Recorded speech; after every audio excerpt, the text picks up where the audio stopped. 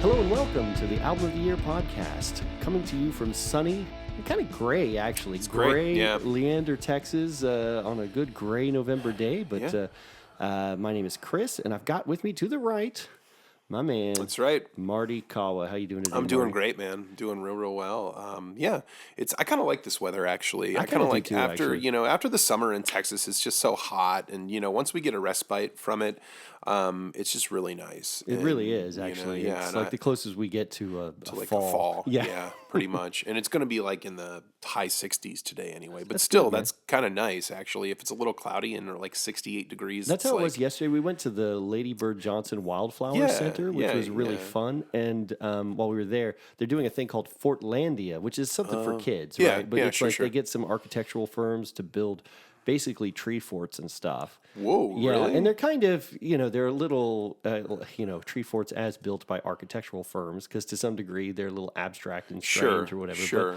But they're really fun, especially for kids, Evie's age. So it's like, Yeah. So it was just her climbing trees and swinging on swings and looking all sorts of cool stuff. But the weather was just perfect for that, it, yeah. because it was cool enough that you could run around and take a little bit of a hike. And it wasn't too bad, but not so cold that we were needing to be bundled up. So Right, exactly. Yeah, you get like a long sleeve shirt and you're good. Yeah. That's great, man. Yeah, I want to say Graham explained it to me as the weather in October in Austin is like bathwater, is what he explained to me. That was his synopsis on how temperate and great the climate is here in like October, November, December-ish, which is pretty par for the course, I'd say. I mean, we have our colder days too.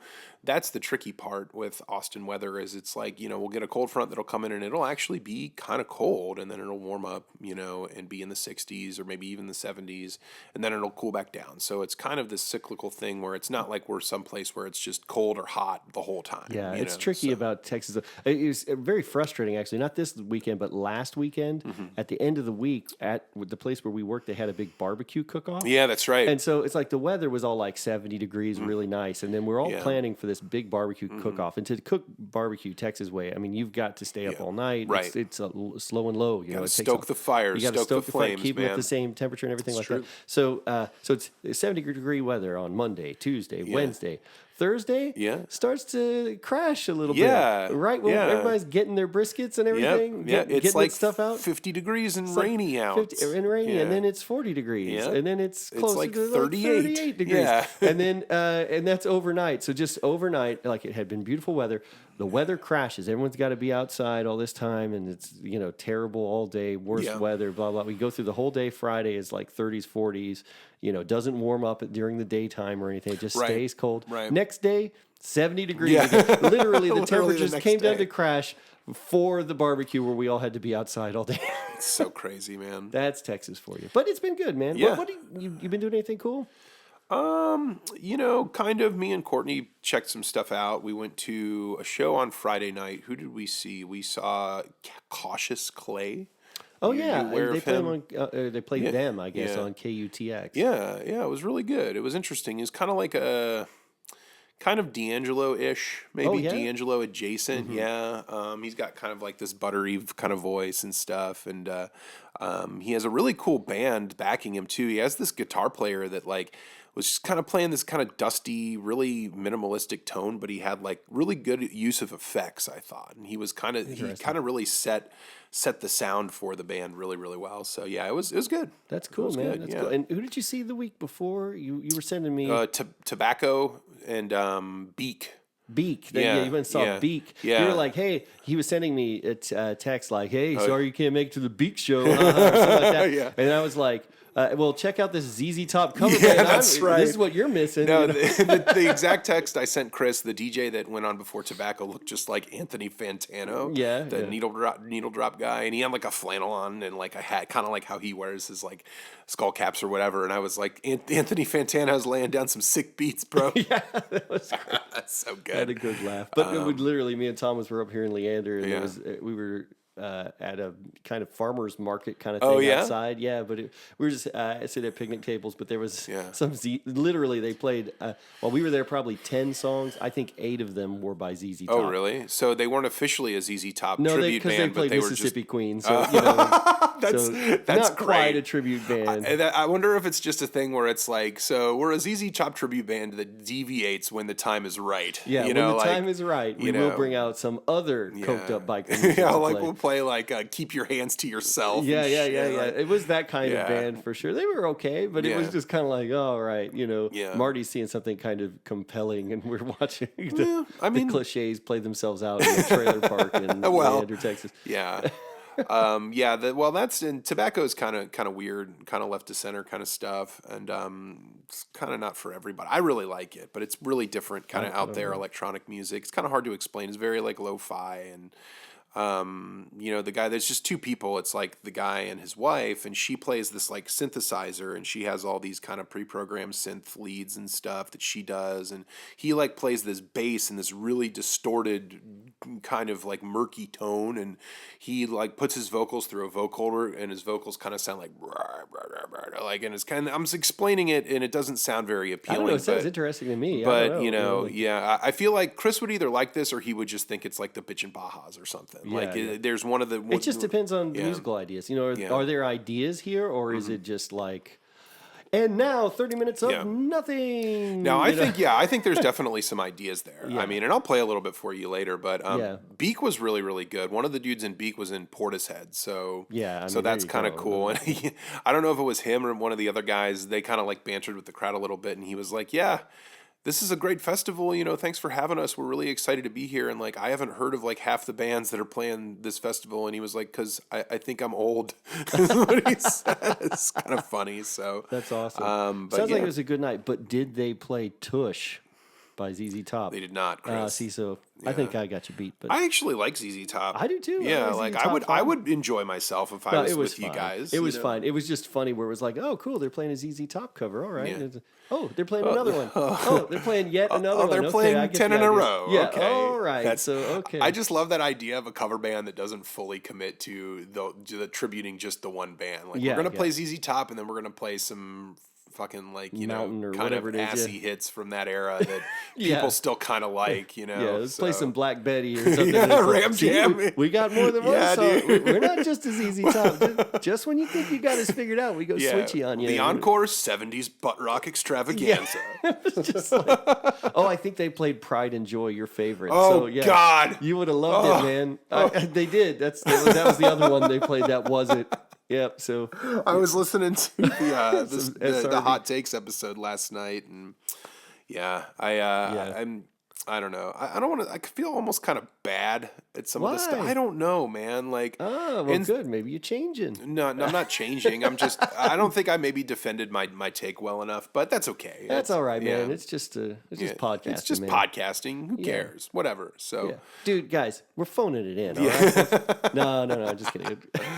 Oh man. Well, I've heard some good feedback on that. Some folks, really? There's some guys at work who had listened to it who were talking about it. Of course, they all hate you now because they love Stevie Ray Vaughan. But they were like, they said that the episode was really. I think our friend Andrew, he actually said that he listened to it and he was like, I think he liked that we were. I was joking with him. I said, well, you want us to argue more? And he was like, no, I just like that you both had like complementary points of view on it, and that there was a little bit of crosstalk. And I was like, that's cool. Totally. I think we'll do something like that again sometime. I would love to. I think it would be great. I don't really feel like there needs to be drama on our, like where it's like Marty takes a position and I take another position, But I do feel like, when there are places where we disagree, it's good to, there's some good conversations that can come up I there. think at the very most, we respect each other's opinions, and if we're going to sit here and say, I don't really agree with you, then the other one's going to say, okay, that's fine. Let's move on. We're not going to push the issue. Like, are you telling me you do? It's just like you were saying with that person who was like, I don't understand how you can't think that such and such is the greatest fucking thing ever. And it's because I don't because I don't think it's, and it's like, it doesn't invalidate all the other stuff that Yeah, I do know or like about music. You know what I mean? Like, yeah. And there are people who specialize and, they know about one kind of music really, really well. And it's Right. like, sure, you wouldn't go to that person for an opinion on jazz. But if you want to talk about industrial music, that's your guy. You know what I mean? Yeah. And I think it's completely respectable. If you want to know every lineup change of KMFDM. Then there you go, There man. you go. Go ahead and talk to your friend Nils about that. Yeah, and Nils, I like our imaginary friend Nils now. We got to have him that on. character's got to come back. We'll have to come back and say. Anyway, we got something special on deck today. I think we're going to do a couple things before we really get into it, but I think we'll go ahead and say, talk about the Ramones today. Yes, that's right. So for those of you guys who are new to the podcast, every now and then, we've already done it. We've done it once. I think the cadence right now is about once a season, though I don't think that's a hard rule. I don't mind if we do a couple. We can always play with the format, but basically about once a season, the game plan is to focus on a single artist or a single group or someone that kind of transcends our usual format a little bit. Right. We have this situation where if you want to talk about a group, like Stevie Wonder is a great example. You want to talk about the 70s, it's very hard to talk about the 70s in individual years without talking about Stevie Wonder nearly every year. Right. And because of that, it kind of creates a problem for us. And one of the ways we solve that is we just say, let's do what we call an anthology episode where we talk a little bit about one of those great kind of era-defining artists, and get a chance to talk about their music and really explore it. And then it kind of frees us up to talk about other things for the rest of the decade. And last time we went to Stevie Wonder, the 70s. This time we're still going to the 70s, but you know what? We're talking about a very different set of artists, and we're going to talk about the Ramones. That's right. God, the Ramones, man. The Ramones. One of the first, arguably the first punk band, I guess. Yeah, and we'll get into that. What do you think? When you think of like punk rock, what do you think of? Like, what image does that conjure up to you? When I think of punk, like if you just say, Chris, without thinking about it, what band do you think of when you think of punk? I probably think of the Pistols. Okay. I probably think of the Sex Pistols first. Okay. But because to me, the Sex Pistols have some elements of punk that the Ramones don't quite have. Okay. But let me say this. But the really great things about the Sex Pistols, the really like musical things that I love about the Pistols, the Ramones did them first and they did them better. You know what I mean? Yeah, so to totally. me, while the Ramones the Ramones are kind of too weird to be the defining punk image. Right. But they are if you took punk down to its very essence, it would be the Ramones. Yeah, you know what I mean? agreed. It would sound like the Ramones. Yeah. So yeah. So I'm kind of playing at both sides here, but I think if it's not the Pistols, it's the Ramones. Yeah. You know what I mean? Yeah. And without the Ramones, no Pistols. So there you go. There you The go. Ramones Yeah. are the most important band in punk history, and I think that's inarguable. I agree with that. And it's kind of funny. Like a lot, the punk timeline is kind of wishy-washy. I feel like I think it's hard to identify which or who came first, and I don't think it really matters. Like I don't think that's an argument worth having per se. But I mean, this happens with any genre. It happens with rock and roll. What's the first rock and roll song? Some people say, it's That's All Right Mama with Elvis, but then you can find Fats Domino doing songs that sound exactly like rock and roll in 1948. Right, you know what I mean? So it's like, what is it? What is sometimes it's hard to say. Is the first punk song "Kick Out the Jams" by the MC5? Some people would say it. Some people go all the way back to the Sonics, who started in 1960. Yeah. You know what I mean? So like, punk is not a thing that, and the term punk kind of pops up in small ways, predating the Ramones. But here's what I would say. The Ramones released their, started as a band in 1974. They released their first album in 1976. I think that first Ramones album is the first time you have something that you can call punk music that's not cut by anything else. Yeah. You know what I mean? Like Television pure, came first. unadulterated kind of stuff. Right. Yeah. And there's arguments you can say. I mean, there's as far as on record, you know what I mean? Like Richard Hell was playing with television for a couple of years before this, and he was playing Blank Generation and Love Comes in Spurts. Those are absolutely punk songs. Sure. But television didn't record those songs. Yeah. They recorded much more avant-garde, strange kind of songs. Patti Smith got there first. But Patti Smith's songs are like kind of Suicide, those kinds of guys. They're more like poetry things. They're a little more avant-garde. There's a little bit more texture to them. Sure. They don't set the blueprint for punk the way that first Ramones album did. Agree. So, do you want to just jump in and play a little bit of the Ramones? Let's do it. Listen, guys, you know the Ramones. If you don't know the Ramones already, yes, you do. Listen to this. Oh, here. Yeah, I mean, there you go. Yeah. Like, you know this song. And if you don't know this song, get out of the house more. But if you don't know this song, you at least know this sound. Right. You know, and this is the sound that the Ramones, you know, introduced to the world and kind of leaned into for the next few years. It's true. Let's go. Let's go. Big sing-along chorus like that. Yep. Let's go. Let's go. And I mean, basically, one thing about the Ramones is it's very hard not to just play the whole song because it's so much fun and so short. Yeah, exactly. So, a couple of things. My friend Kevin Rogers, who might be listening, different Kevin than Kevin Moss, but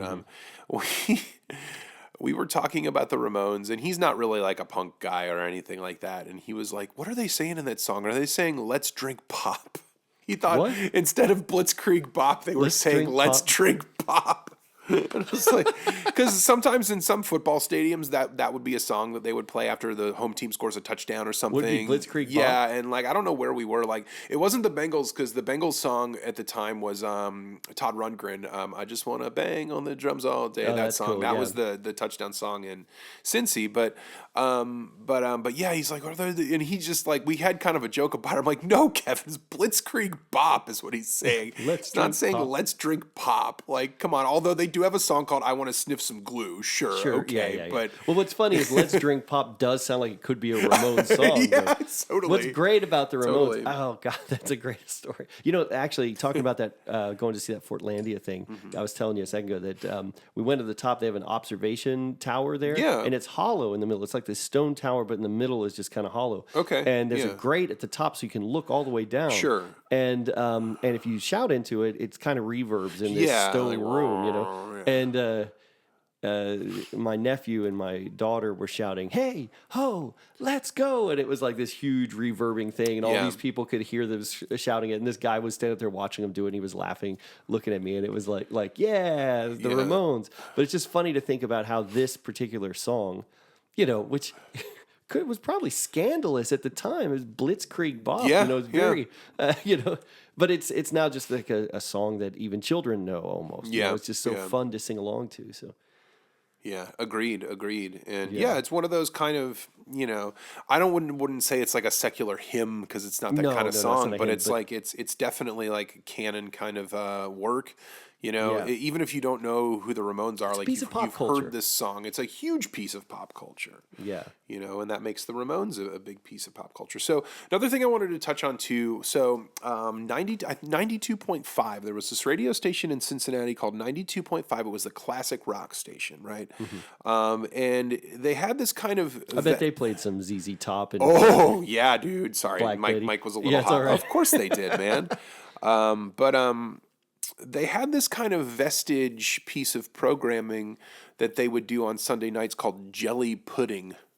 And it was basically kind of left of center stuff from the 70s and maybe late 60s. So they're playing some psych, they're playing some prog, that kind of thing. Sure. I think they even used to play like full albums and stuff. It was just kind of this one, you know, like weirdo kind of thing. And it was kind of when the transition that we've brought up before, the transition of radio becoming this kind of, you know, really strong corporate entity, you know, from what it was before. And this Jelly Pudding show was definitely a move that an old school radio station would have done. So one of the first times I heard the Ramones, I heard a Ramones song other than Blitzkrieg Bop was on Jelly Pudding.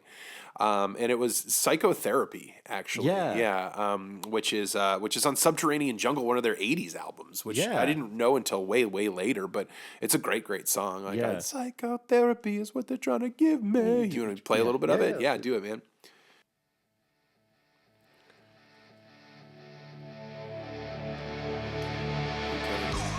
Yeah, kind of like the...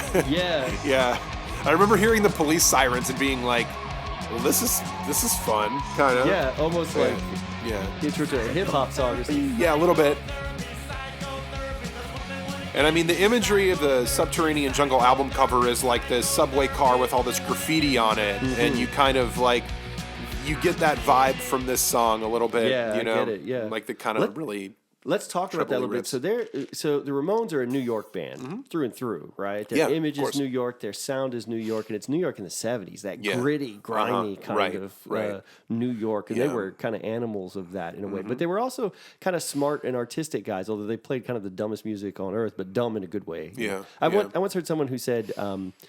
the Ramones were proof that rock and roll was great when it was dumb, but it didn't have to be stupid. Yeah, and it was making a distinction between dumb and stupid. That's really whatever the line is, whatever the gray area is between the concepts of dumb and stupid. That's where the Ramones kind of were on the dumb side. You know? Yeah. So the music was real like straightforward and all this, but very much a New York sort of urban kind of thing. Right? Sure. So Psychotherapy. So that was your first kind of introduction to the Ramones? That was my introduction to the Ramones and like their kind of prowess as far as like, you know, I've heard like, I had heard Blitzkrieg Bop at that point. I had heard I Want to Be Sedated, obviously, at that point. Those are the only two songs really that I knew, and those are ones obviously everybody knows. Those are big pop culture pieces, as we've talked about. And then then I was like, oh, okay, so this is really interesting. Like, you know, so let me see what else is going on here with this band. And then like I think Ramones Mania I listened to a lot, and I didn't really listen to a ton of their studio albums, barring Leave Home, their second album. Which doesn't really sound like a second album. I feel like it sounds like a fourth or fifth album. So I think that's kind of telling me at the time that they were kind of ahead of their time. That has a song called Gimme Gimme Shock Treatment, which is kind of like Psychotherapy, and I think that's why I like it. But that is like Susie is a headbanger on it and stuff too. They have California Sun cover, which is really great. My feeling about, so we talk about the albums. Let's start with, Leave Home is their second album. So let's talk a little bit about the first album, and then we'll talk a little bit about Leave Home. So the first one, to me, I think, so the first one has, you know, Blitzkrieg Bop, Beat on the Brat, Judy is a Punk, I Want to Be Your Boyfriend, Now I Want to Sniff Some Glue, Sure. This, I don't want to go down to the basement, you know, like this is like a blast of songs that are like era-defining punk songs. Absolutely. And I still think that the first album is probably the best place to go to get started. But to follow up on a point you had about Leave Home, I feel like the second album, one of the things about the Ramones is that underneath all of it, the Ramones were lovers of rock and roll music. Absolutely. And specifically like New York rock from the 60s. And I feel like Leave Home automatically kind of outs them as a band that loves like 60s garage and girl group kind of songs. And it's hard to think that songs like Gimme Gimme Shock Treatment or whatever would be written by the same band. But if you listen to that cover of California Sun, which is really great, or the Glad to See You Go, which opens the album, or Oh, I Love Her So. They seem like explicitly to reference the Ronettes and the Shangri-Las. All that stuff you know I love anyway. Yeah, of course. But also coming out of the New York thing, like, you know, they would have heard all that stuff when they were younger and like been close to it. Right. So I think Leave Home has that element to it. And maybe that's getting to what you were saying about it feeling like a later album. It's like they're already kind of alloying stuff, their other obsessions with punk. Right. And it's great. Yeah. It ends up being sure. a really great album. So. Yeah. Totally. Do you feel that way about it? When you listen to it? Absolutely, man. Yeah, I love it. It's you know, I don't want to say it's probably my favorite Ramones album. It's probably the one I've listened to the most, you know. So, not to say that I don't like their other stuff. But yeah, I love it, man. It's real good. It is a really good one for sure. Do you feel like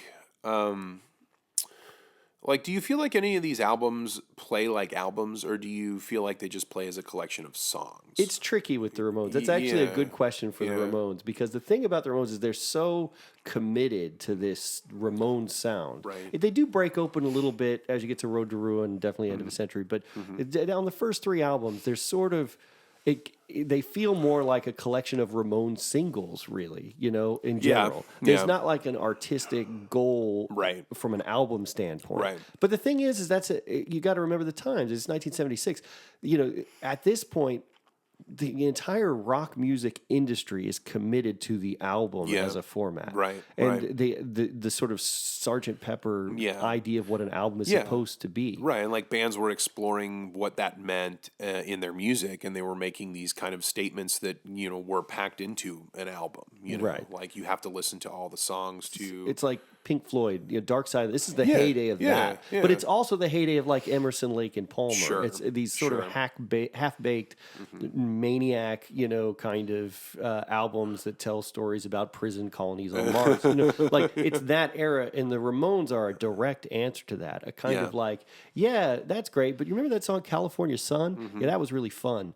You know what I mean? Like that seems to be like one of the goals of the Ramones. I mean, we talked about it before, you and I have, and when because we've discussed about what punk means, and to some degree, punk was, a conscious effort to re-engage with the energy of early rock and roll. Sure. But not everybody felt that way. Right, Not everybody, like, I don't know that the Pistols were sitting around. They covered a Monkey song, but I don't think they were like... Which Monkey song did they cover? They covered Steppin' Stone. Oh, yeah. Minor Threat covers that song, too. Oh, do they? Yeah, they probably cover the Sex Pistols version. Exactly. Yeah, it's a great song.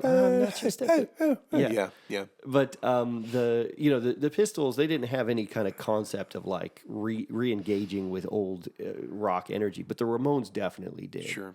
And I feel like that comes out pretty early. But I think my point here is that they were trying to work around all these other bands that were doing really, like super over-engineered, I would say, ideas about what rock and roll was. Right. And when you hear the Ramones in the context of all of that, they sound so radical in a way that just... it's harder to understand now because the Ramones are one of those bands. I think I also compare them to Elvis because like Elvis came along and then pretty much everything after it carries some DNA of Elvis in it. You know what I mean? And what he was doing. And I think the Ramones are the same way, maybe not immediately in the US, but I think eventually you get to a point where there's almost no rock band working today that doesn't have some element of the Ramones in what they do. So did you, I think there's a lot of Beatles in here influence too, I would say. I mean, down to the name Ramones, they said that they caught that from Paul McCartney's Silver Beatles days when he used to check into hotels as Paul Ramone or whatever. It's interesting. That pseudonym has a long,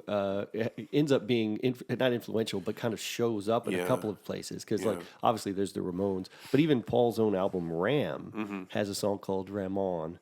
Seriously. And it's definitely a reference to him as a younger person, you know what I mean? Which is great. So it's just funny that pseudonym ends up being kind of floating in the air. But that's what they got. So they weren't, this is something that people who don't know the Ramones too well ought to know. So the Ramones are 4 guys, maybe 5 when you bring Marky in, but they're not actually brothers. They're not related in any way, but they all adopt the same pseudonym. Yeah, and they have kind of the same look. They're all wearing like leather jackets and jeans and stuff and that kind of thing. So. And they look like a gang. I mean, have you seen old footage of them playing in the 70s? Yeah, I watched. Well, and I watched the. There was this show they did in London that I watched like the first 20 minutes of. Yeah. And it's it's every song starts out with 1, 2, 3, 4. Like Johnny. I think Johnny does the countdown, right? No, Dee Dee does. Dee Dee does. Okay. Yeah. So let's name the members of the Ramones. Let's play Name That Ramone. Yeah. So let's talk about Johnny first. So to me, Johnny ends up being, in some ways, the most important Ramone because his sound, what he brought to music, is kind of the fulcrum of punk rock turns on this. Yeah. And we were talking about some bands that were punk before him, but I think the way that Johnny played, the aggressive downstrokes, playing like 16th notes, like you can hear vestiges of that and other stuff, but most people still have some of the blues in it, or they will, you know what I mean? There'll be a little bit of something else. Yeah. Didn't have any of that. Nothing. It was just as simplified as can be. So it's this huge wash of sound. When you see them playing live and you see him playing the guitar, I mean, he is viciously picking, like just like you were saying with the 16th notes. Like it's just so fast. You guys can't see me doing it right now, obviously, but air guitar, air guitaring. So yeah, and I mean that kind of intensity is definitely something. Even the sound, the guitar sound, and his guitar tone, notwithstanding that intensity is something that is punk rock and would be a punk rock staple and continue to be. You know, so you can still go to punk rock shows anywhere. Go downtown and watch some punk show. You're gonna hear Johnny Ramone come out to for a huge portion of that set. And it's not that he invented downstrokes, of course, those or even the power chord. Bar chords like that, those kinds of chords that make that punk rock sound that you all know. Obviously the Who were doing that kind of stuff before, but never with that sort of complete commitment to that wash of noise.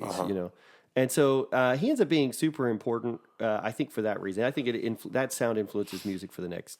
I mean, it's been almost 50 years now, believe it or not. Yeah, it's crazy. It's been that as long. a guy, though, he wasn't a particularly great guy, apparently. Yeah. Although I guess the guys from Pearl Jam were friends with him, and they loved Yeah, him. So. yeah. Well, and Eddie Vedder was friends with him, and he said he was like, because he's like conservative, I guess. Yeah, he's like a Republican, which is fine, whatever. you know, yeah, he but Eddie Vedder writes said his that like he politics, was like he was like, I think he's the only good Republican, and he thinks I'm the only good Democrat.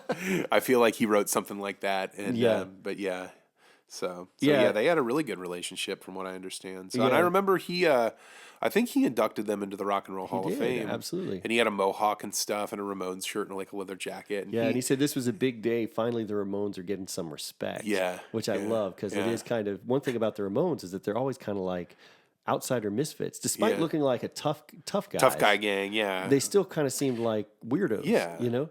Or they still could do songs like "I Want to Be Your Boyfriend," you know? Yeah. Like really sweet song. No, I think he said something on that presentation Eddie Vedder did, and I remember this was like early 2000s, and then like Green Day came out and played a bunch of Ramones songs, which was cool. But he said the Ramones played 660 whatever shows, and then he said, "You got a lot of catching up to do, J-Lo."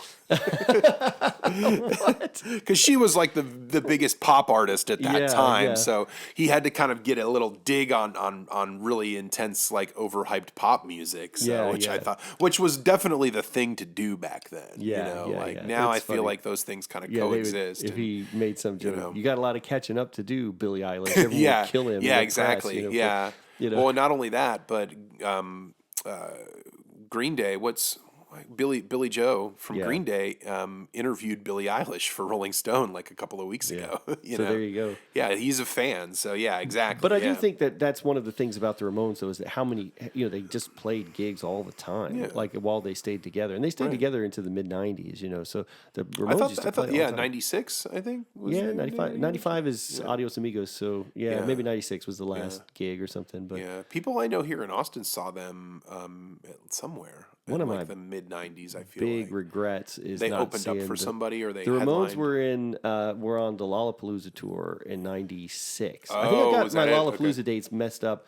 If you'll recall, last time I talked about it, I went to see Lollapalooza in '95, not '94, and I saw Pavement and all those guys.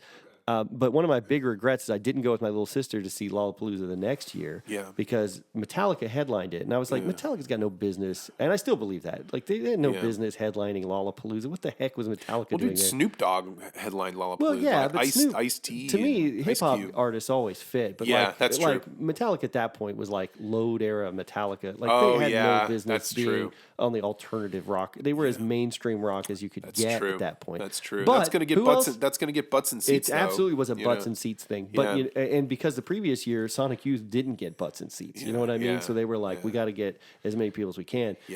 So I was like protesting it like a moron. So who did I miss? Rancid. The Ramones.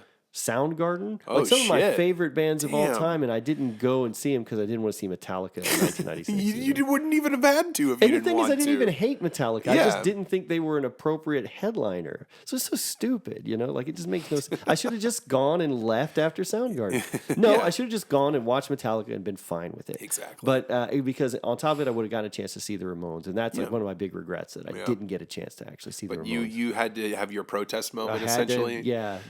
Let's keep going through the Ramones. Yeah, of course, man. So then, so we talk about Johnny. Johnny's great. Joey then. Joey is the face of the Ramones. Yeah, of course. And kind of the image of the Ramones, the front man, the singer. Yeah, very tall, lanky guy with the hair in his face, sunglasses, that kind of thing. Yeah, He had 6.5 foot. very signature tall, look. about 75 pounds.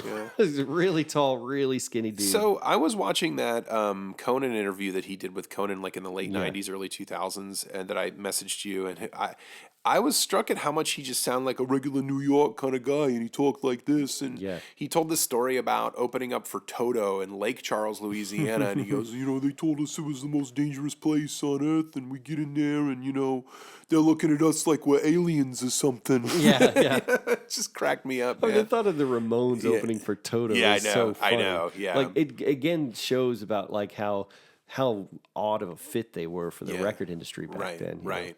Whereas the Ramones, 20 years later, would have just been headliners. Exactly. Yeah. Would have been no big deal. Yeah, no, he's a real like normal dude. Everyone says he's a real sweetheart, or was a real sweetheart. Unfortunately, all of the first four Ramones have all passed now at this point. Yep. So, but real kind guy, and he was very intelligent and artistic. Let's go back to everybody who knew him said that like the Ramones were an art piece in a way. Yeah. They understood what they were doing. They knew how, kind of going back to that word dumb. They knew kind of how dumb and simplified the music was. But they were almost like a painter who uses very very bold colors or something. Yeah. Like they knew what they were doing. Right. I saw where Tina Weymouth was talking about Tina Weymouth, the bass player for the Talking Heads, Sure. was talking about how Joey was also a painter and he had all these paintings of vegetables. I didn't know that. Yeah, I don't know how good of a painter he was, but but apparently he had like a series of paintings he did on vegetables, and he was like talking through it with her, and she said that's when she noticed that it was like, oh no, this guy isn't just like some dumb guy who goes and sings about sniffing glue. Like this is a guy who has like an artistic point of view, and the Ramones are a part of that. Yeah. A great lover of pop music, Joey Ramone. Yeah. I think I saw something once that said Ronnie Spector was in love with Joey once she got to know him, and he knew pop music forward and backwards, and had his own loves and passions for rock and roll. So I think a lot of that '60s stuff comes from Joey too. I think they all love that music, but I think a lot of it came from him. Yeah, I would agree. He's probably the Ramone you most want to hang out with. Yeah, exactly. Guess, Yeah. So I know that there was definitely some lineup changes within their kind of arc. I know that Tommy at some point decided to not be the drummer but be the producer instead. Yeah, so he kind of starts out as their manager, then becomes their drummer, then becomes kind of a producer, and I don't know. Tommy's the mysterious one to me because I think because he kind of flips between different roles, Yeah. So he's the drummer on the first 3 albums, and we'll talk about Rocket to Russia, the third album, in a second. But I heard that he kind of conceptualized. A lot of the conceptual ideas of the group came from Tommy, and I get a sense that he maybe helped bond the band together a little bit. Yeah. But when he leaves, Marky comes in and takes his place. And I think of Marky. Well, I think Tommy is the classic drummer of the Ramones. Yeah. I think Marky has an argument for him too. Yeah, because he plays on Road to Ruin, and that's a big album and end of the century. So Right. So Marky's there as well. Yeah. There is a hilarious audio track you need to find. Have you ever heard where Marky and Joey are arguing with each other? No. Howard Stern. I guess Howard knows Marky or something, and he was like, Marky was complaining about Joey, so then Howard Stern gets Marky on the phone and then literally just calls Joey and wakes him up in bed. And Joey, it's so great. It tells you a lot about Joey too, because Marky's saying something about Joey being jealous of his fame or something, and Joey the whole time is just like, "What?" but he doesn't get mad or he doesn't be like, he doesn't get accusatory. He just the whole time he just seems bewildered by it. Like, I just woke out of bed. What's going on here? Yeah. And it ends up making them both look kind of humanized. I don't know, it's really fun. But you need to find that. Okay, I'll check that out. Yeah. Yeah, we should Instagram that or something and get people totally listening to it because it's one of the funniest things I've heard. Totally. So we got Tommy and we've got Marky doing the drums. And then the last one to talk about, of course, is the great Dee Dee Ramone. Yeah. And Dee Dee he's the bassist. Yeah. And he wrote most of the songs. Yeah. So in some ways, he's actually a huge part of why you love the Ramones because, all of the songs really come from this guy. Right. He's also the one who, when he shouts 1, 2, 3, 4 at the beginning, that's like as iconic count off in anything in rock. For sure. And that's coming straight from Dee Dee. Yeah. So he's really kind of the George Harrison of the Ramones, or kind of George Harrison and the Lennon McCartney. I don't know how to explain it, but like people don't talk. They talk about Joey and Johnny, I think, because they're easy to kind of latch onto. But in many ways, Dee Dee he's the songwriter, so he's super important. Right. Maybe he's like the Geezer Butler of the Ramones. Yeah. Maybe that's the best way to put it, where it's like, here's a guy who's incredibly important, but if you don't know the Ramones, you may not know him. So, right. And people say that he was very much like now he was had a lot of issues with substance abuse, and that's what ended up passed away at 50 back in 2002. Yeah, because of issues with drugs. But they also said that as a guy, he seemed kind of like very much an innocent. Yeah. In that same article I was talking about with Tina Weymouth, they talked about him trying to get high, sniffing laundry detergent or something. Like it was just very like there were people who said that they knew Dee Dee and they felt like they just wanted to take care of him, you know. Yeah. And yet this is the guy who wrote, you know, I Want to Be Sedated. Classic songs. You know what I mean? Like, classic pieces of pop culture. Yeah. Agreed. So those are the Ramones. There's some others, C.J. Ramone, a couple of other people kind of float into the band, float in and out. But I think those five. There was are the Richie important Ramone. I think it was a drummer after Marky. Maybe. Yeah, I think so. Yeah, so CJ was like another bassist. Mm-hmm. He was. I watched Vice or some website like that had a YouTube of him talking about trying out for the auditioning for the Ramones and getting the gig and stuff. He was like in the military, like in the Navy or something. Really? Yeah, it was really weird. Yeah.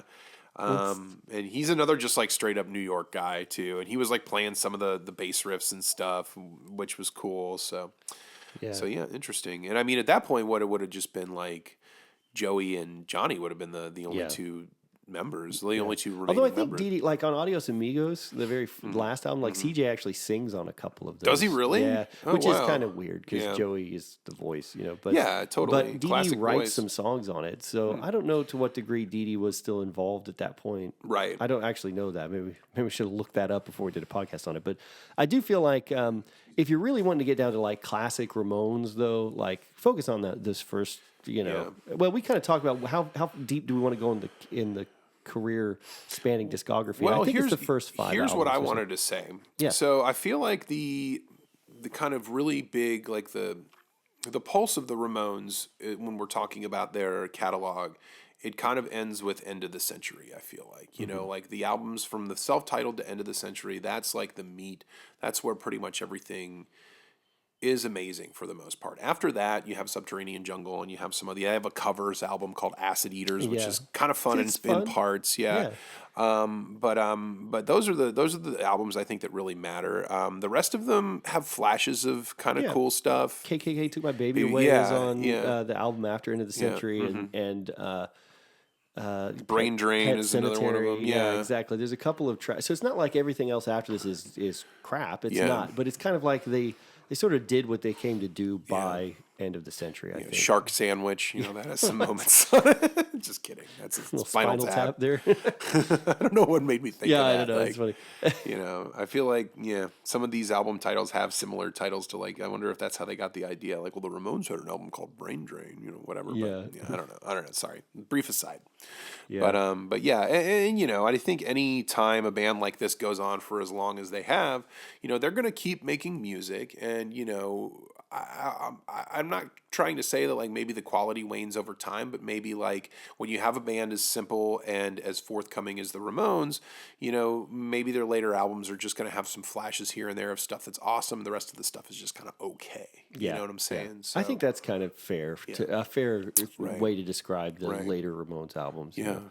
But also as a punk rock thing, I'm glad they kept making them. Yeah. You know what I mean? Because I don't think Yeah. Acid Eaters being kind of boring or whatever suddenly makes Rocket to Russia not a great album. Exactly. You know what I mean? None of the things they did after End of the Century really like, you know, snubbed their legacy or anything like that, or you know, operated in a way to, you know, crush their kind of, you know, body of work or anything like that. You know, they're still legendary. They're still a huge piece of pop culture. You know, their songs get played in football stadiums, like we were talking about before. You know, They played on the Spider-Man soundtrack now. Yeah, exactly. You know what I mean? Yeah. Like the Ramones have become this new series of Spider-Man movies that they've become kind of like I think because they signify New York so well. Yeah. It's like, and they're fun and universal. Everybody loves them. So, but they've kind of like, I Want to Be Your Boyfriend, Blitzkrieg Bop, and a couple of others have showed up in those movies. And every time I'm like, hell yeah, the Ramones. Yeah, it's great. So it's great. We were just talking. So as far as going through their discography, we were talking a little bit about. We got to Leave Home. Is there anything off of Leave Home that you want to play? Because we played a little Blitzkrieg Bop off the first one. Leave Home. Give me Shock Treatment. Probably. Yeah, that's a good choice. Yeah, it's a great one. I think what I might do too. Let's play a little bit of Give Me Shock Treatment. Then I would play a little bit of Oh I Love Her. So. Okay, that's fine. So there it is. More of that. You know. I love this. I was feeling sick, losing my mind. Yeah, that bass. Yeah, I love that you can hear the bass. That's one of the things, not just about the Ramones, but of punk rock. I love the fact that you can hear the bass. Because I feel like in a lot of rock music that was really big and overproduced, like the bass is mixed down so low that you can't even hear it. Like I mean, you hear that it accompanies the other instruments and it holds the foundation down, but you don't hear, like, it could just be like somebody playing like a bass keyboard or something, you know? Right. At you that can't point, hear that sort of aggressive. Well, even bass players sometimes, like, you know, punk players will play with a pick sometimes to get that extra percussiveness. Right. Yeah, like hardcore, that's a big thing where they have that really kind of like bass line that has a lot of teeth and is kind of distorted and stuff like that. So right. hardcore band called Turnstile that I've been listening to a lot lately that are like a newer hardcore band that have a really cool bass tone and stuff about them. So yeah, you can hear. I mean, maybe it helps that Dee Dee was writing the songs. You know, like I don't know. You know. Yeah.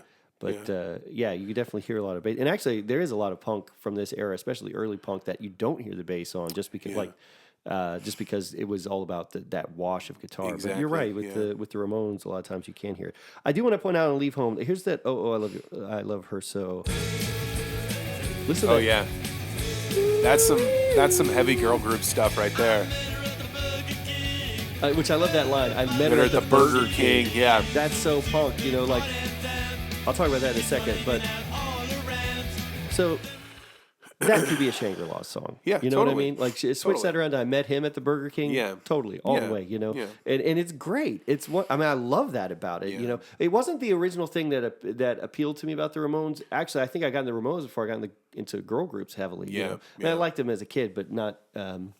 It was really the Ramones that drove me back there. Yeah. I haven't talked about this yet. How did I get into the Ramones? Yeah. So I first heard the Ramones on K-Nack. They didn't play a lot. They didn't play like Judy as a Punk and stuff like that. They played Blitzkrieg Bop. I Want to Be Sedated was the big one. They played that a lot. Okay. And then they played Sheen as a Punk Rocker. Those are probably the three Ramones tracks that they really played a whole bunch back then. I'd hear that. So, but I loved him right away. You know, it was like, and at the time, it's in the '90s. You think about it, like, it's kind of rare to have a band that you feel that's from 20 years ago that like modern kids they love as much as new bands. You know, like not every band gets through that. Like we certainly didn't like Emerson, Lake and Palmer. No. Even the Sex Pistols, they would play Anarchy in the UK rarely on K-Nack. They didn't play them all the time, you know. Yeah. The Clash maybe a little bit, especially combat rock era stuff. Right. But the Ramones, they would go straight to that first album. You know what I mean? Yeah. Like they was still relevant. Sure. Yeah. So that's great. Well, and I think it has to do with them being ahead of their time too, playing music that really hadn't been done before. And having really, really good timing, because we talk about proto-punk a lot, and some of the bands that were working in that wheelhouse, they had ideas like the Ramones did, but it just wasn't the right time for them. You know what I'm saying? Yeah. I don't think. Maybe I could be wrong. I don't think they had the aggressive downstroke thing, which I always kind of associate with, speed for sure. It's the drugs were probably a part of it. I don't know what the Ramones were taking, but I think there was a lot. If you do you look through the history, like the early punk, there was a lot of speed being done and stuff. Yeah. But I also think aggressive sexual tension. I know, like, at least when I was a kid, as a teenager, that was one of the things I got out of punk. Like that downstroke, da da da da da da da. It just kind of like when you feel like just tense from that or whatever. Like you're not chilled out at all. That just speaks right into your soul. Yeah, it does. Like that's. I don't know that was in Johnny's mind when he was doing it, but that I always feel like that's part of the appeal. But.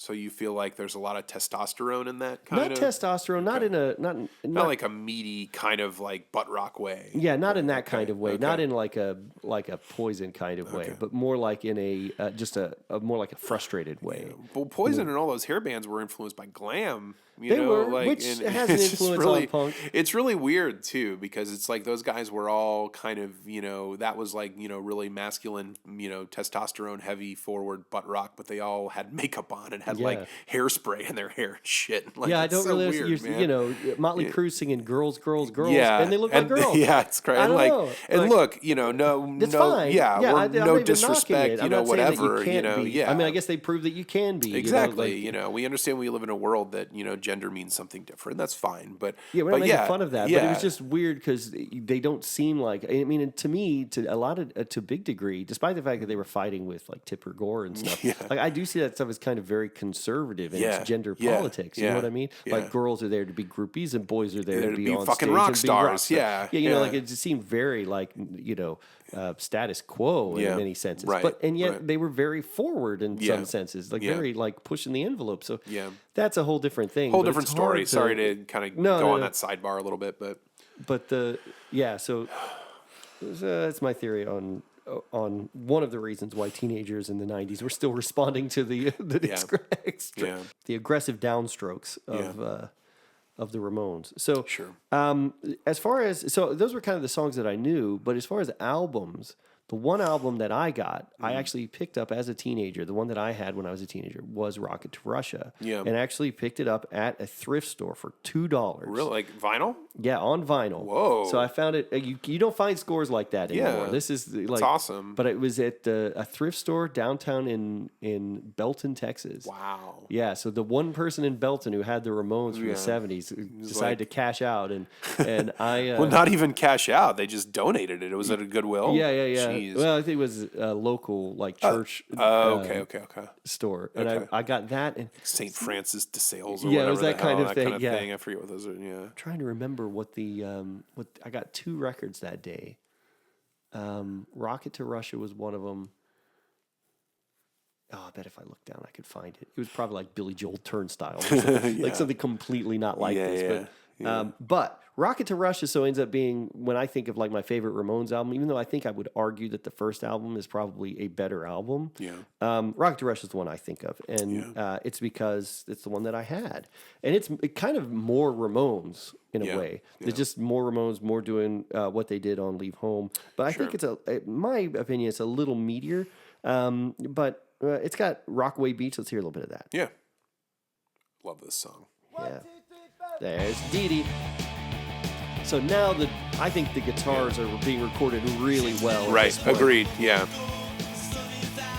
And this is as good a song about going to the beach as the 60s ever produced. Totally. Yeah. Like the Beach Boys, you know, this is that kind of song. This is what you guys should have been doing in the 70s, guys. Yeah.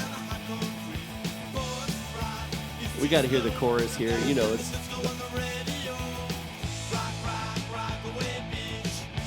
so good. What I love too is that, you know, especially with punk, you would think that something like this could only exist as irony. Yeah. You know, like, oh, let's do a song about going to the beach, and it's you know, like definitely if punk rockers today would do that, totally ironic. What I love about this song is that it's kind of both. It's the opposite of My Humps. My Humps doesn't work like as a straightforward or as an ironic statement. We're bringing up My Humps. But this is the opposite because I think it works as both. You know, celebrating going to the beach and chewing bubble gum and all that stuff they're talking about. Yeah. And also it's kind of a funny parody of going to the beach and chewing bubble gum at the same time, and it works. Yeah, agreed.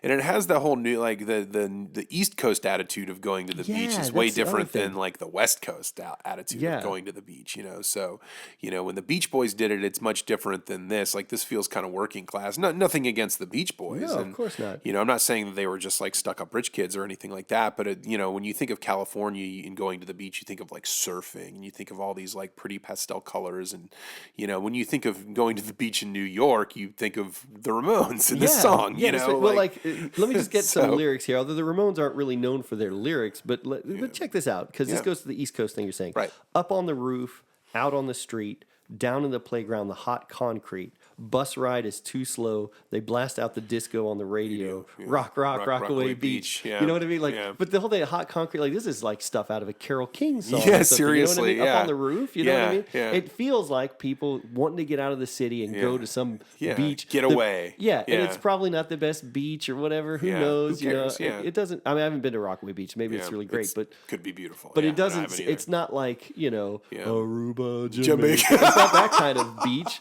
You know what I mean? It's not like a beach with a bunch of guys like the Ramones hanging out on the beach. You know what I'm saying? Yeah. Like oh my God. What's your impression of Rocket to Russia? You ever? I mean, I know we were just talking about how the Ramones are tricky sometimes as far as like being. They're not really an album band in the sense that, you know, their legacy is kind of tied up in the individual songs in a way that other bands this era maybe weren't. But Do you Right. know Rocket to Russia too well? A little bit, yeah.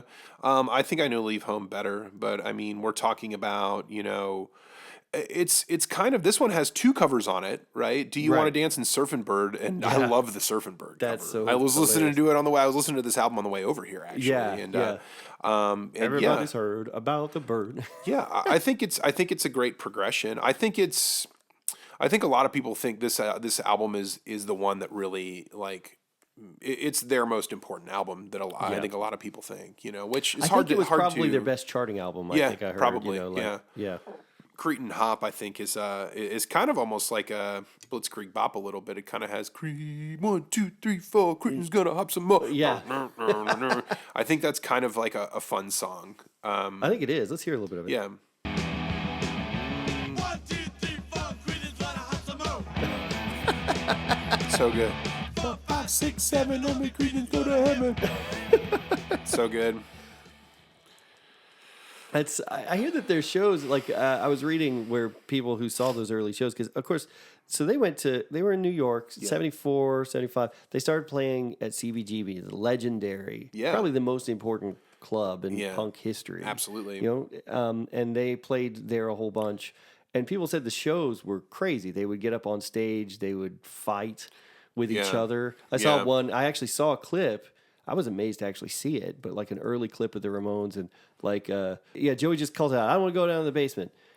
And then John's like, "I don't want to play that." And then Dee Dee's like, "Well, I want to play that." So it's 2 against 1. Jeez. They're just like arguing. Yeah. And somebody, I think maybe it was Chris from Blondie, said their shows were kind of like watching the Three Stooges. At some point. Like they were just so like kind of comedy and silly and like fighting with each other and stuff, and wise guy, kind of stuff. Oh my but God. then that was part of what was That was like thrilling part about of it. part of the fun. I also have a great story. I don't know if it's apocryphal, but there's a story about them showing up and they were supposed to. It wasn't CBGB, but it was some place that they were supposed to play, and they went and they played for like 20 minutes, and then it started packing up. And the guy, the venue owner, was like, "What are you doing?" And they were like, "Oh, that was a complete set. That We was played like 20 our songs." set. Yeah. Like, and he's like, "No, that But he said he was like, "No, you got to play a full set. We got people here who want to listen to music all night." And they were like, "Oh no, we played a full set. We just cut out all the between song patter." We just played the songs and we didn't say anything. Cut out all the talking. That's all. So they got their full night's worth. And I love that the Ramones. So funny. That's the only band where that might be true. Yeah. But maybe Guided by Voices too. Yeah, no. Well, Guided by Voices, they have long songs and they have short songs. That's true. They have kind of a mixed bag, and Robert Pollard does interact with the audience quite a bit, and he like jumps around and shit. I was talking to somebody at ACL Fest about the photographer. Why can't I think? Catherine.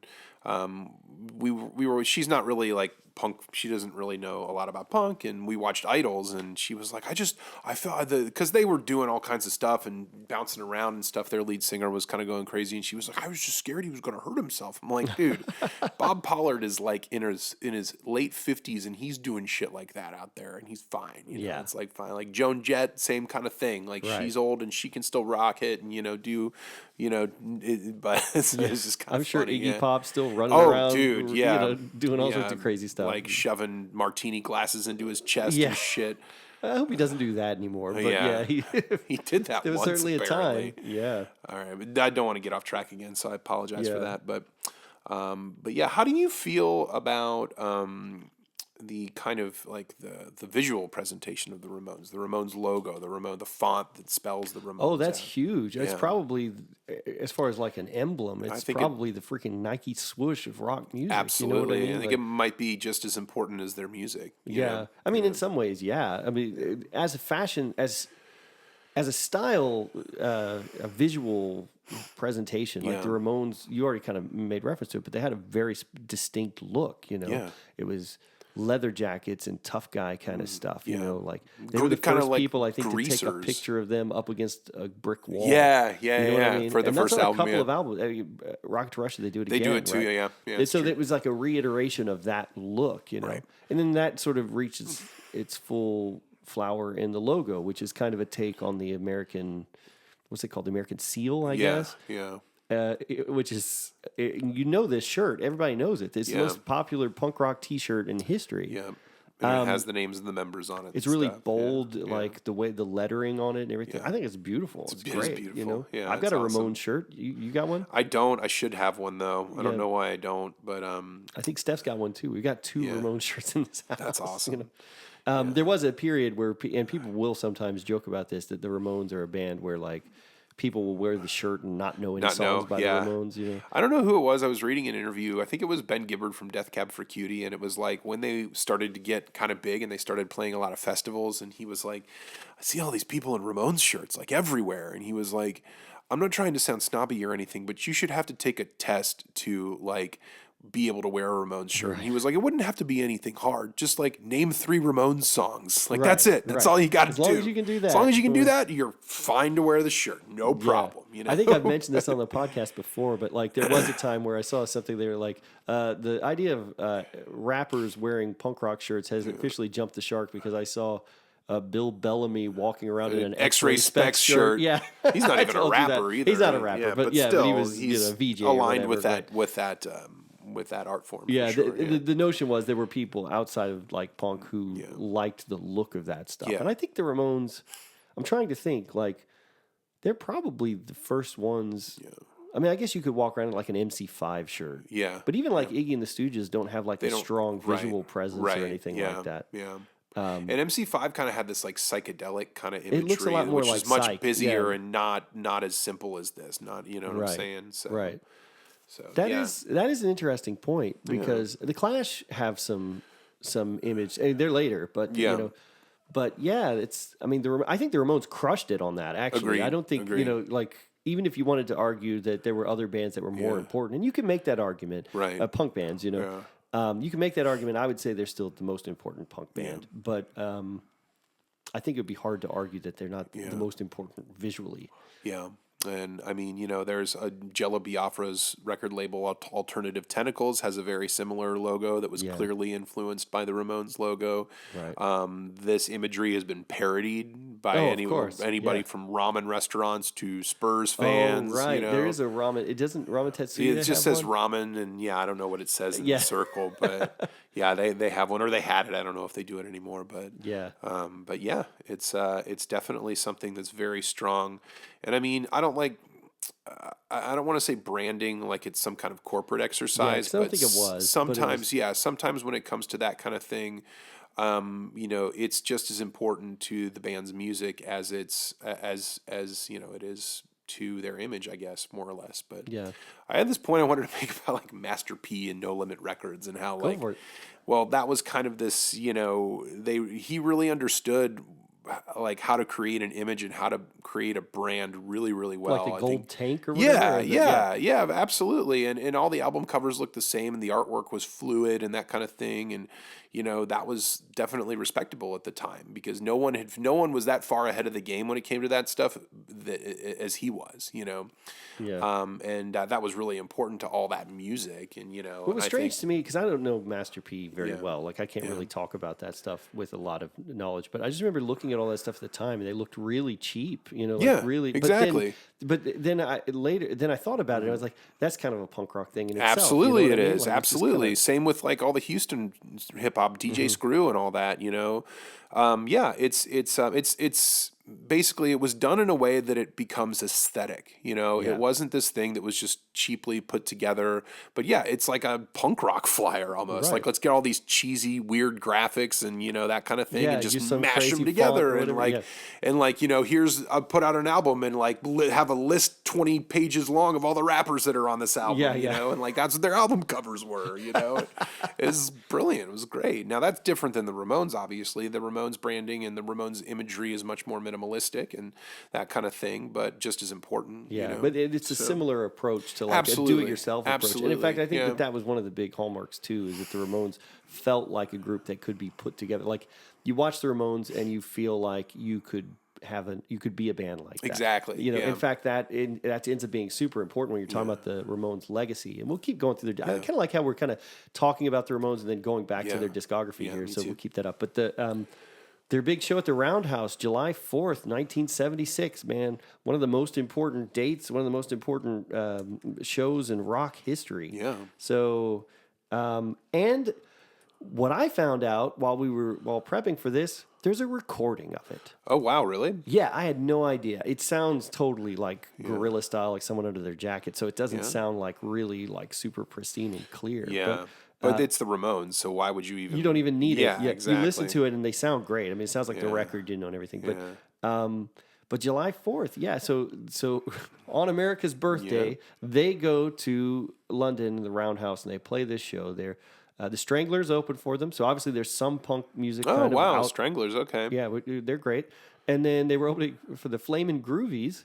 Yeah, and but it's the Ramones that everybody remembers because that's considered the moment where rock music or punk rock music really goes over to the UK. Right. Members of the Clash were in the crowd. Paul Simonon was there. Yep.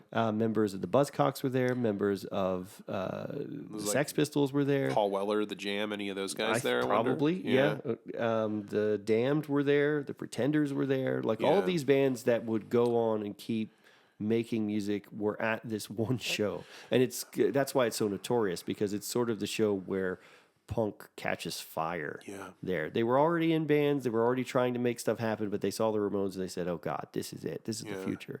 So Steve Jones from the Sex Pistols actually credits that show. He said that it was after that Sid Vicious, the bass player for the Pistols, really, really wanted. He was such a huge fan of the Ramones that he tried to play as fast as possible. Sid was a terrible bass player, but like at least showed that like some of the propulsion of what the Pistols were doing came directly from seeing the Ramones, being in love with the Ramones. So for sure. What do you know about that show? I don't know a lot about it, to be honest. I'm just reading someone. Mashable has a pretty good article about it here, essentially, and it just sounds like their breakthrough, man. There's something here that says something about, they had a commercial flop.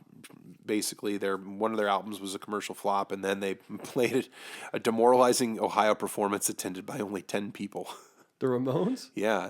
The Ramones soon became regulars at CBGB, mesmerizing crowds with their loud, fast, brutal, and brief performances. They also drew critical acclaim. They were recording their debut album, the 29-minute-long Ramones. The album was initially a commercial flop and followed by a demoralizing performance, 10 people, whatever. That makes then, sense. and then this show at the Roundhouse was something. It was an enormous success, and it says they were introduced to people from the Clash and the Sex Pistols the next day, but who knows what happened? I mean, there are some incredible images in this article of the show, and it's just like they're all like, I'm just kind of flipping through them on my iPad right now, but they're absolutely incredible. They look cool as hell. Yeah. Oh my goodness. They got the torn up jeans. Yeah. And the sunglasses. The glasses. And, totally. And even Johnny just the playing look and presentation that Moss of Right, so Moss Right guitars, which were kind of associated with the Ventures, with the surf rock. Surf rock, yeah. But Johnny played those. Yeah. Which I love those guitars. They're cool. Me too. Damn, now I want a Moss Right guitar. Right, Just thinking about it. But so there's a big debate in punk circles about whether punk starts in the U.S. or the U.K. I think in general it's hard to argue that it didn't start to some degree in the U.S. Yeah. This show is a good argument for it. The Ramones got to record first and everything like that. But there's a lot of simultaneous innovation that's going on. And in some ways, they're both trying to solve the same problem, which is all these bloated guitar god rock stars. And that the people who loved the earlier music, the bubblegum music, the early Beatles albums, the early just rock and roll, that sort of energetic spirit with the short 2-minute songs about loving a girl or whatever. Those guys were kind of out in the lurch. And also there was a lot of anger and political protest in the UK in particular. Right. And but I think that I think there's an argument that the UK is as important or maybe even more important in the development of punk as it went on as the US. So our UK listeners in particular, those of you who feel great affinity for it, I do think the UK has a very important punk rock scene. And probably, I mentioned earlier, the Pistols are very important to me, and the Clash, obviously I've talked about before. But I think it's the Ramones that really distilled punk down to its essence first. There's bar chords. There's no solos. The songs are 3 minutes or less. The lyrics are sometimes wistful, but often grotesque. Songs about cretins and shock treatment. And Blitzkrieg Bop. They use some Nazi imagery, which like half the band are Jews. So at first there were people who were concerned that they might have some Nazi leanings, but really they're just making fun of the Nazis. Yeah, you know what exactly. I mean? Yeah. And and then just the persona of just tough guy misfits, which I think is something that punk really carried for years. After this, I think that all really gets its full flowering and earliest flowering with the Ramones. Yeah, So, agree. So there you go. I do think that they're a band that's kind of universally loved among punks too, and even bands like the Pistols aren't universally loved. You said you had a friend who was into punk music who called them a boy band. Yeah, some of my old bandmates in the Adjectives. I think both Matt and Jason like kind of ripped them for that. But I mean, this was years ago. Yeah, I get it. But my point is like nobody says that about the Ramones, though. No, you know what I mean? Like, no, not at all. There are people who think the Clash aren't punk, but they, or at least after the first album, what I mean? Right. But there's no one who craps on the Ramones. Yeah. You know what I mean? That's so true. they're the closest, like I said, they're like fundamental in the way Elvis was fundamental to rock and roll, Yeah, I think. for sure. Absolutely. So Rocket to Russia, we talked about a little bit about. Their fourth album is Road to Ruin. Yeah. That's got I Want to Be Sedated on it, which is, I don't know, Blitzkrieg Bop may run for the money, but I think I Want to Be Sedated was the song, at least when I was a kid, that everybody knew. Yeah, by the Ramones. I would say that too. What was that song? That show, My So-Called Life. Do you remember that show? I never watched it because I felt there it was too targeted. targeted. Definitely was. But there My was So-Called Life, says a guy in L.A. writing the scripts for the show. There was a scene. There was one of the episodes of the dude that Claire Danes was interested in. He was like in a band and they were going to perform at like the talent show or something. Yeah. And I remember like they were going to play "I Want to Be Sedated" as their song, and he had this breakdown right before they were. He's like, "All right, I want to be sedated," and they like played the first like couple notes of it, and then he like stormed off the stage for some reason. Oh, like, really? Yeah, dude, it was kind of funny, and I was like, "Oh, the Ramones. I think I've heard that name before." Yeah, and then I went back to listening to Nas. Yeah, Wu-Tang, Kanak played whatever. it, and I had a girlfriend at the time who really loved that song. So that was like one of her very favorite songs, and so we would sing it a lot. And so I always think of that as like one of their most signature songs. It's tricky sometimes with the Ramones because all their songs are about I want this, I don't want to do that. So it's like no, it's I just want to have something to do is on this, which is great. Let's hear a little bit of that. Yeah, let's do it.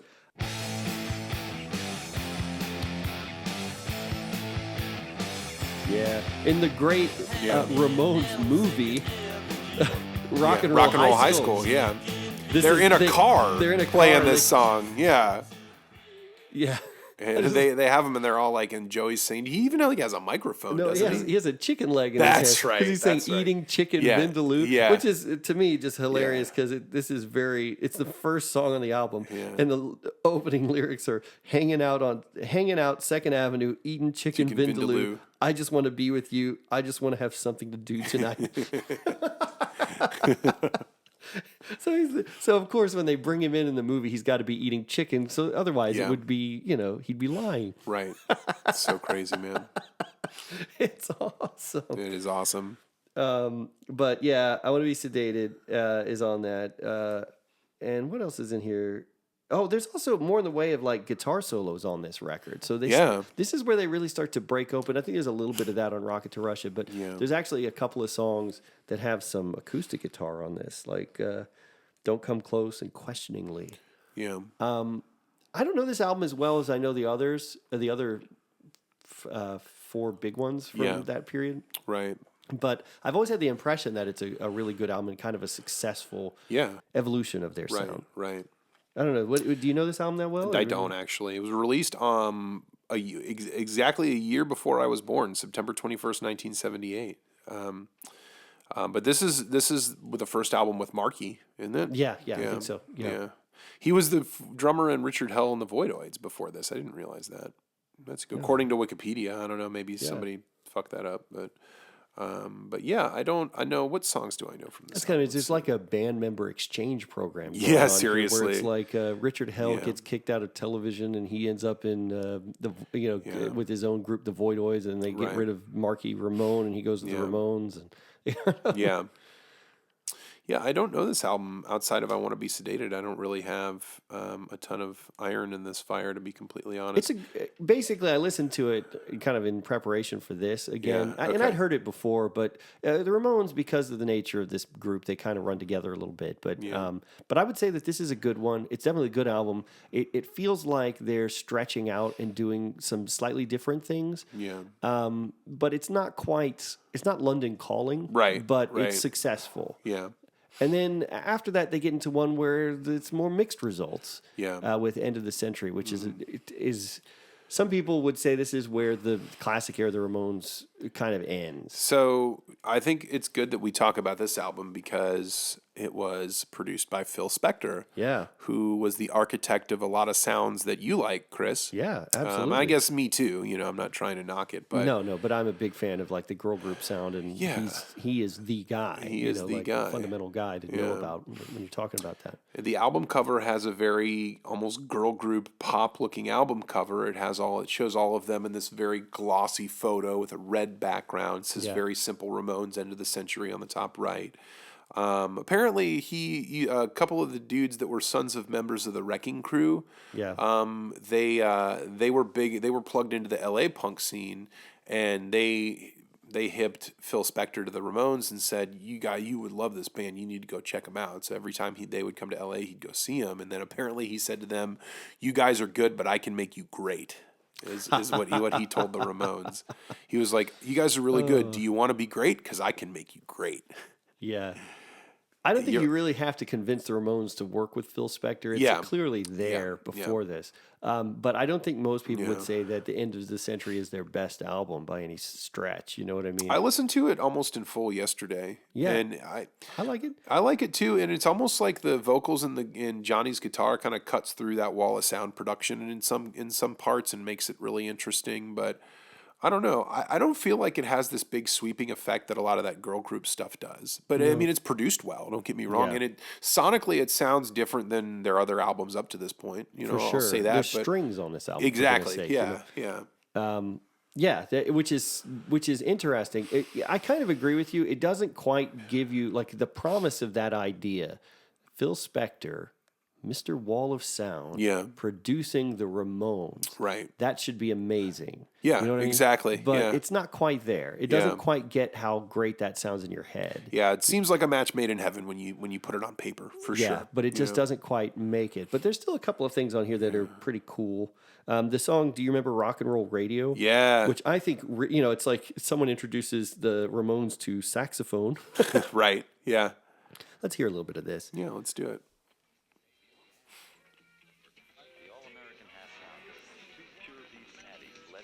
So there's like a little thing like this, little radio montage. Yeah. Rock and roll radio. Come on, let's rock and roll with the Ramones. I love that. This beat right here is almost a Saturday night beat Yeah. from Bay City Yeah. Rollers, Yeah, which they totally. were influential on the beat on the Ramones too. Yeah. Do you hear like a little Yeah. organ? Yep. Yeah, there's the sax. There it is. It's Sea Cruise. I think Joey's singing his ass off right He here. is. He is, for sure. Here we go. His Sea Cruise. Yeah.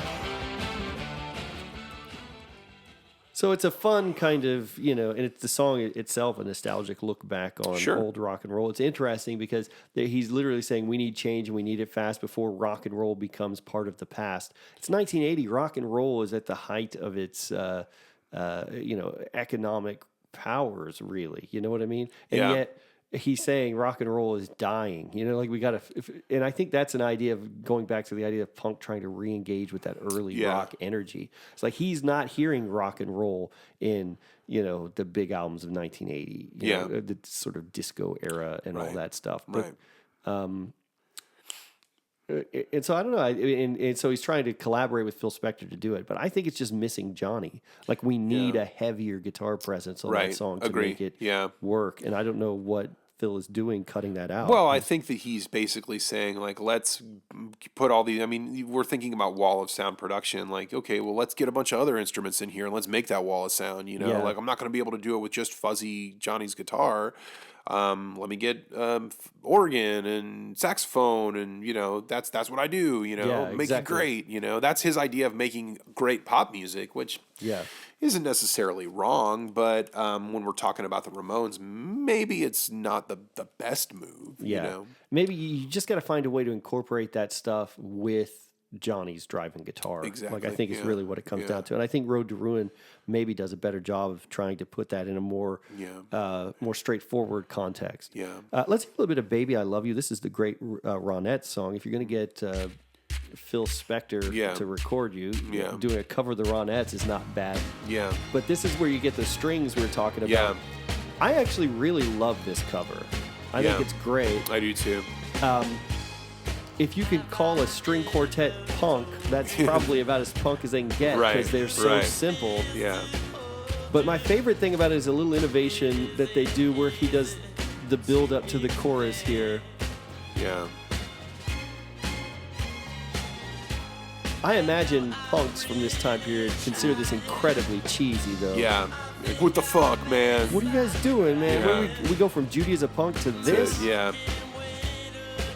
But when there's a song on here that revisits Judy as a punk too, Johnny and Judy. I like that actually. I think that's a great song. This right here, Kiss Me. He adds those extra Kiss Me parts in it. I love that. I think it's a great innovation. I would love to hear Ronnie sing it that way. That is basically like a girl group song. Yeah, it is. Which totally, I think is awesome. I like it too. I think it's great. So. Return of Jackie and Judy is pretty cool. It's I love Judy as a punk so much though that unfortunately when I hear this I just kind of want to be listening to Judy as a punk instead, But it's not bad. I don't want to say it's bad. Rock and Roll High School's on this. There's another version of it, the Ed Stasium mix of Rock and Roll High School, which I think is the one from the movie. I like that version better than what Phil does with it, but it is one of their last like all-timer classic songs.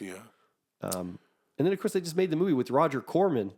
Oh, really? The movie's a Roger Corman cheapo movie. No way. But it's so much fun. I definitely recommend people see it. I remember people dogging on Kurt Cobain for signing to a major label. And he was saying, everyone's saying, it's not punk to sign to a major label. He said, the Ramones had a freaking movie out, guys. Come on.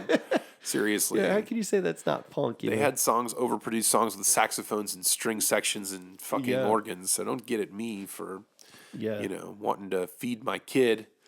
Anyway, but so tell me, because you were doing a little research into the making of this this record, and it's Phil Spector is a fascinating guy. So apparently him and Marky were drinking buddies. It says, and if you know, and I don't know as much. Drinking with Phil Spector, not a good idea. Folks.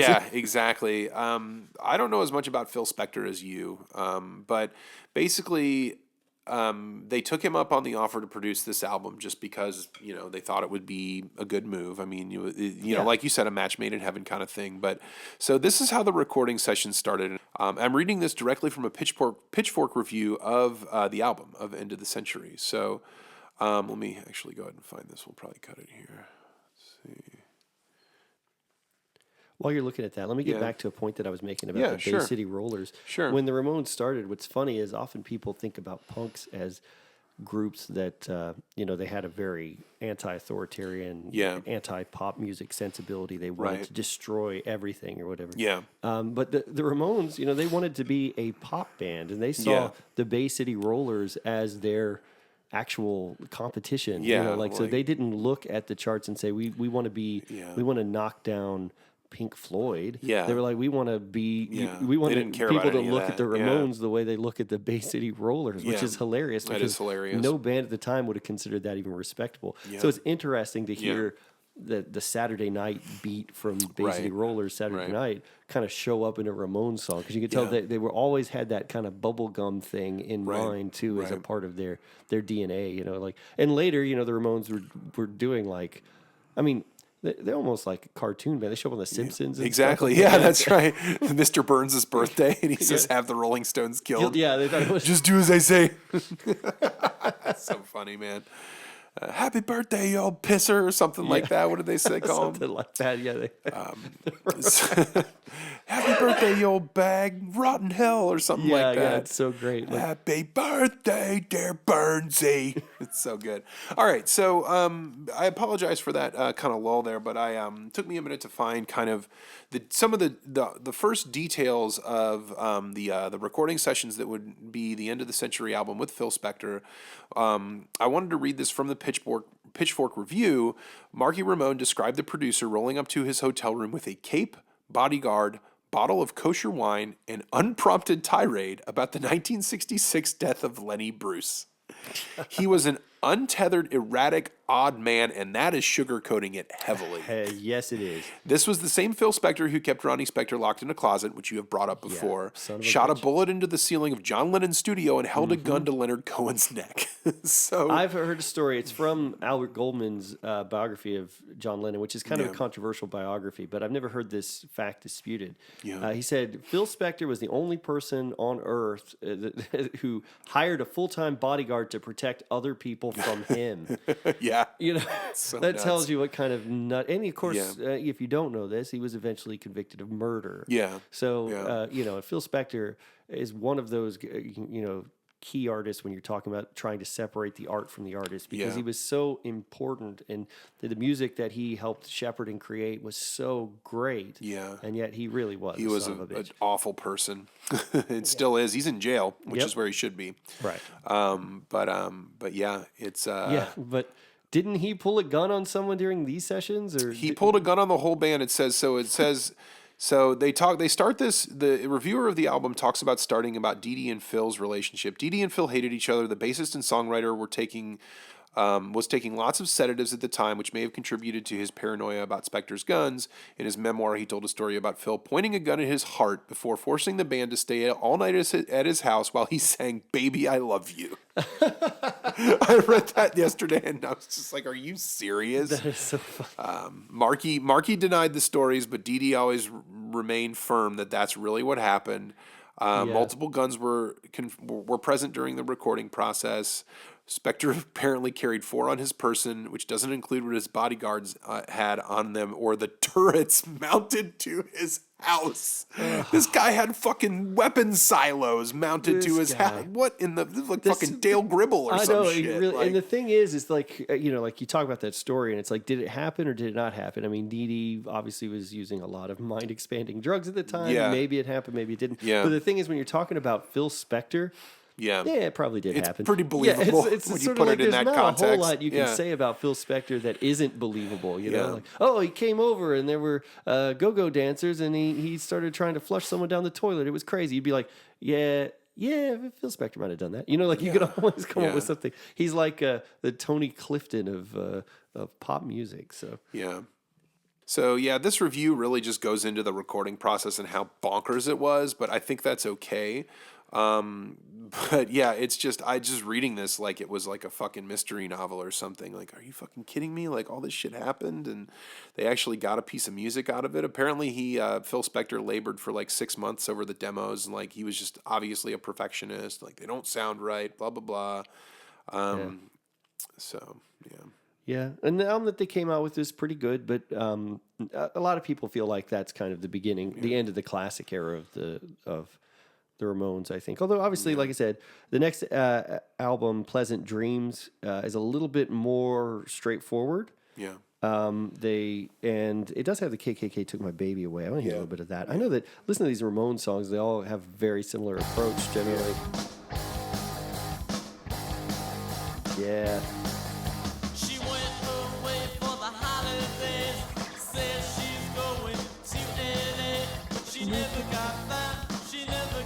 This is one of my favorite ones. Really? Yeah, I love that song. The KKK took my baby away. Well, I love too because it just makes the KKK the bad guy. Yeah, you know exactly. What I mean? Like it's well, sort of. I hope like, so, but yeah, I mean definitely. But I mean it's just straight up like it doesn't shy away from talking about how fucking awful these people are. You know, I mean, I know that it's an easy target because nobody likes the KKK, or nobody should like the KKK. Absolutely not. But I do feel kind of like, especially in punk, when you're dealing with an era where the DKs were having to write Nazi punks fuck off and all this kind of stuff. Like, punk did attract a sort of radical, racist, conservative sort of fan base. I think because what they heard in it wasn't what punk was, but what they thought they heard was rock music devoid of black influence, which is not true to begin with, because the Bad Brains and Death and all kinds of black punk artists were out there, but they thought they were hearing something that was completely white. And so it was nice to see bands like the Dead Kennedys and the Ramones kind of reassert, especially the Ramones, who had kind of toyed with some Nazi stuff early, like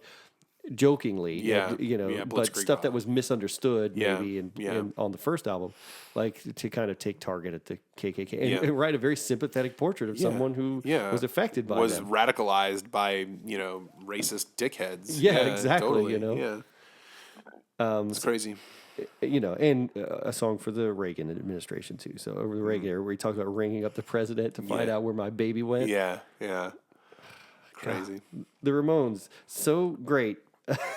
Seriously. I don't have a ton of experience with the latter Ramones albums. I think the only one may be Acid Eaters, that covers album. Yeah. That was actually pretty, it was talked about at the time when it came out. I remember Substitute showing up on Beavis and Butthead and stuff. And I think their cover of My Back Pages was played some on the radio. Okay. In Kanak, maybe. Yeah. Was it, the Creedence Clearwater cover, Have You Ever Seen the Rain? Maybe. Yeah. That's a really good cover, I think. Yeah, it is good. And I think and Substitute's good. Yeah. Like I said, there's some Who DNA in the Ramones, and so it's kind of nice to hear them tribute that. But I don't know about the rest of, Brain Drain, like I said, I think Pet Sematary is on that. So So I mean, there's Merry Christmas, I Don't Want to Fight Tonight is on there, which is a great Christmas. I think we maybe talked about that in the Christmas episode, right. Or at least included it on the playlist. There's some good stuff. To some degree, they have my perception of these 80s albums is that they go more and more toward a harder edge sound. Yeah. And it doesn't always work out. You know what I mean? It sounds a little bit more like they're flirting with metal, but not like, they don't sound like a metal band, but they've got kind of some of the tones that you would expect in a metal band, and it doesn't quite work as well. Yeah. But it's not bad. Yeah. Agree. Oops, sorry. Well, cool, man. Well, cool. So I want to kind of wrap up by just saying I freaking love the Ramones, man. Yeah, of course. So do I. Punk was something that was incredibly important to me as a teenager. Yeah. But I feel like sometimes even the Pistols, as much as I pointed it out, I don't really put on the Pistols. Yeah. You don't just put on Nevermind the Bullocks and I don't really put that on very much. I still love it. Like, I still respect it. I still love what it meant and everything, and the provocative nature of it, and the sound of the guitars on it and stuff. Right. But I don't really rock out to God Save the Queen anymore, But I can always throw the Ramones on. Just every now and then I get a hankering, and I'll just, hey, play, She's a Punk Rocker. And I'm like, hell yeah, this is great. Like, they feel like, maybe because they're so straight ahead and simple and wistful and sometimes and funny, really. They just feel like they have legs in a way that some punk that I loved when I was younger hasn't. It's fun, upbeat, happy music. It's not political. It's not. I mean, every now and then they bring out almost in a funny way they get political. Like they talk about in Judy's at Punk, where she's like they both went down to Paris and joined the Icecapades, and then the next time they're like both went down to Paris, joined the SLA. So it's hilarious to kind of compare the the SLA with the Icecapades. It's like it's sort of political in a non-political way, and kind of.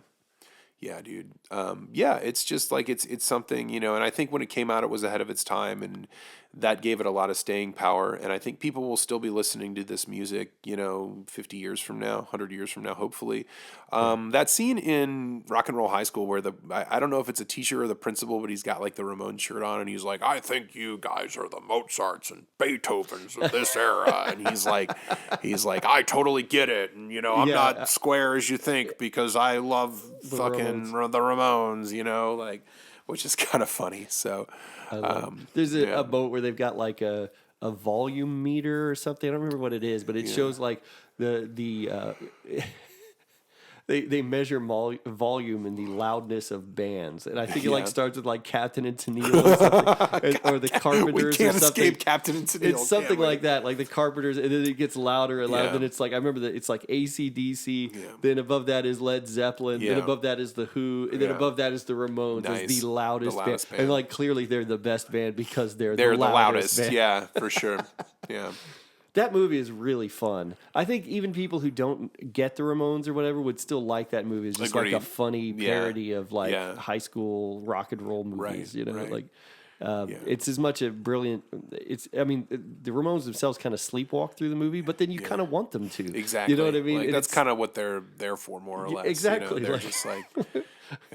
Like it feels like the kind of thing where someone's like, "Hey, you guys want to be in a movie? Sure, you know, why not?" But it's Roger Corbin's genius, I guess. Yeah, absolutely.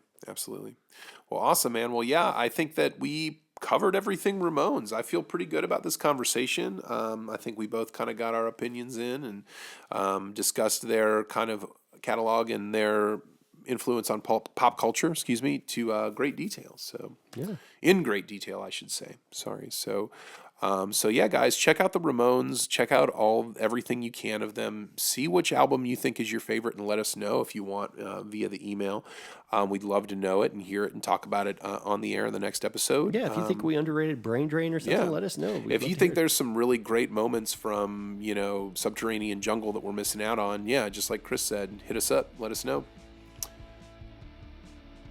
My stomach. I'm freaking hungry. Okay, all right. So we haven't eaten yet today, so we got to get out and get some lunch. So we're going to do that, and we are going to nourish our souls and our bodies. We had a really great time talking about the Ramones, and we will catch you guys on the flip. Thanks so much.